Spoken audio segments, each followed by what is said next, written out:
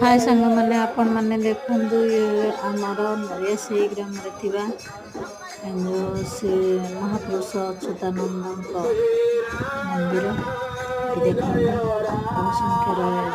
भक्त मैंने उपस्थित होती प्रत्येक गुरुवार दिन पूजा करा जाए। स्वयं महापुरुष अच्युतानंद अच्छा जहाँ किसी भी आपण मन मानसिक कर आसवे आपणकर निश्चित ये बाबा को नमस्कार करवा सबुदिन से विजय मान देखिए आमर माया से ग्राम नई